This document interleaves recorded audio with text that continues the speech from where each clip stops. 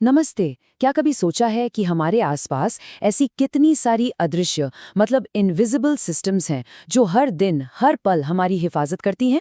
आज हम एक ऐसी ही कमाल की प्रणाली को समझने वाले हैं, वो सिस्टम जो हमारे खाने को सेफ रखता है। अब ये सवाल सुनने में तो बड़ा सीधा साधा लगता है ना? पर इसका जवाब वो उतना ही मजेदार और पेचीदा है। और इसकी कहानी की शुरुआत होती है एक ऐसे दुश्मन से जिसे हम देख भी नहीं सकते। तो चलिए इस मामले की तह तक चलते हैं।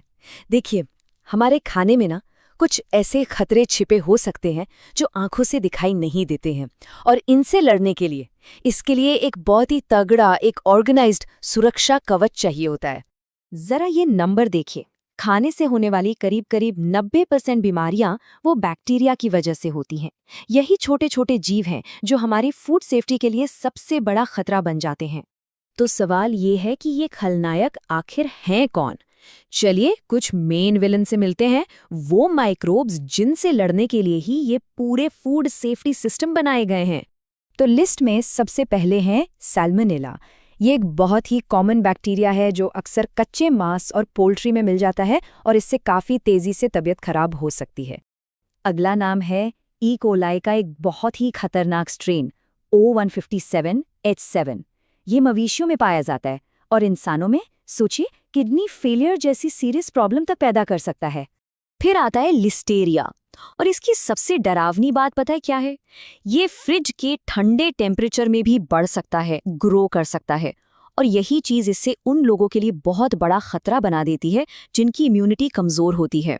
और आखिर में क्लोस्ट्रिडियम बोटुलिनम, ये एक ऐसा जहरीला पदार्थ, एक टॉक्सिन बनाता है जो बहुत ज्यादा गर्मी से भी खत्म नहीं होता, और ये लकवा यानी पैरालिसिस, यहाँ तक कि मौत की वजह भी बन सकता है। तो यहाँ सबसे ज़रूरी बात क्या निकल कर आती है कि ये रोगाणु लगभग हर जगह है, मतलब हेल्दी जानवरों में, मिट्टी में, पानी में, हर जगह। और इसका सीधा सा मतलब ये है कि खाना बनाने की पूरी प्रोसेस के दौरान कंटैमिनेशन यानी खाने के दूषित होने का खतरा हमेशा बना रहता है। अब इन अनदेखे खतरों से निपटने के लिए एक मजबूत सिस्टम तो चाहिए ही था। पहले क्या होता था कि सिस्टम बस तैयार प्रोडक्ट को चेक करने पे टिका था, मतलब प्रॉब्लम होने के बाद पता चलता था। लेकिन फिर एंट्री होती है हमारी कहानी के हीरो की, और इस सिस्टम का नाम है HACCP, मतलब hazard analysis and critical control point. ये सिर्फ फाइनल प्रोडक्ट की चेकिंग नहीं है, नहीं, बल्कि ये साइंस पर आधारित एक पूरा का पूरा प्लान है जो प्रोसेस के हर स्टेप पर खतरों को पनपने से ही रोक देता है। ये जो इतना पावरफुल सिस्टम है ना, ये 7 एकदम क्लियर और लॉजिकल सिद्धांतों मतलब प्रिंसिपल्स की नींव पर खड़ा है, और यही चीज इसे इतना इफेक्टिव बनाती है। तो ये है वो 7 सिद्धांत जो एक मजबूत फूड सेफ्टी प्लान का ब्लूप्रिंट तैयार करते हैं। पहला, खतरे का विश्लेषण करना, मतलब ये पता लगाना कि गड़बड़ कहाँ हो सकती है। दूसरा, महत्वपूर्ण नियंत्रण बिंदु यानी CCPs तय करना। ये प्रोसेस के वो पॉइंट हैं जहां कंट्रोल सबसे जरूरी है। फिर तीसरा, उन पॉइंट्स के लिए महत्वपूर्ण सीमाएं बनाना, जैसे कि कितना टेम्परेचर या कितना टाइम। चौथा, इन सीमाओं पर नजर रखने के लिए निगरानी प्रक्रियाएं बनाना। पांचवां, अगर कुछ गलत हो जाए तो उसके लिए सुधारात्मक कार्रवाइयां तैयार रखना। छठा, ये चेक करने के लिए सत्यापन प्रक्रियाएं अपनाना कि सिस्टम ठीक से काम कर भी रहा है या नहीं। और आखिर में सातवां, हर चीज का हिसाब रखने के लिए रिकॉर्ड कीपिंग करना।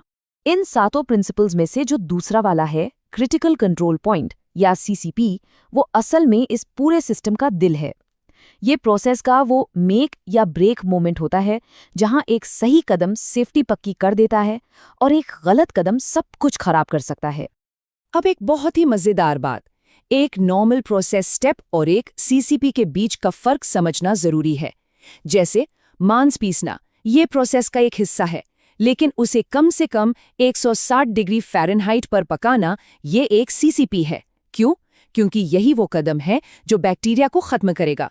ठीक वैसे ही सामग्री मिलाना एक स्टेप है, लेकिन pH लेवल यानी एसिडिटी को कंट्रोल करना एक CCP है, क्योंकि ये बैक्टीरिया को बढ़ने से रोकता है। तो ठीक है, थ्योरी तो समझ आ गई, पर ये सिद्धांत असल दुनिया में, रियल लाइफ में कैसे काम करते हैं? चलिए कुछ पक्के उदाहरणों से इसे समझते हैं। ये टेबल इसे बहुत अच्छे से समझाती है। देखिए, अलग अलग प्रोडक्ट्स के लिए खास खतरों को खास CCP से कंट्रोल किया जाता है। जैसे पिसे हुए बीफ में खतरा है ई कोलाई, तो उसका सीसीपी है पकाने का सही टेम्परेचर। डिब्बाबंद मांस में खतरा है बोटुलिनम, तो सीसीपी है हीटिंग का सही टाइम और टेम्परेचर। और फर्मेंटेड सॉसेज में स्टफिलोकोकस का डर है, तो उसके लिए सीसीपी है फर्मेंटेशन का टाइम और पीएच लेवल कंट्रोल करना। तो हमने खतरे को भी समझा और उसके समाधान को भी देख लिया, पर आखिर में ये पूरा सिस्टम इतना जरूरी क्यों है? इसका हमारी जिंदगी पर क्या असर पड़ता है? सबसे बड़ी बात यह है कि HACCP प्रॉब्लम होने का इंतजार नहीं करता, ये प्रोएक्टिव है। ये साइंस का इस्तेमाल करके मुश्किलों को आने से पहले ही रोक देता है। ये जिम्मेदारी सीधे प्रोड्यूसर पर डालता है, और सबसे बढ़कर ये हमारे पूरे फूड सप्लाई सिस्टम में एक भरोसा पैदा करता है। ये लाइन ये पूरी बात का निचोड़ है। इस पूरे सिस्टम का बस एक ही मकसद है, रोकथाम, प्रिवेंशन। मतलब खतरे को पनपने का मौका ही मत दो। तो ये बात सोचने पर मजबूर करती है ना, कि हमारे चारों ओर ऐसी न जाने कितनी इनविजिबल प्रणालियां लगातार काम कर रही हैं, जो हमें उन खतरों से बचा रही हैं जिनके बारे में हम सोचते तक नहीं।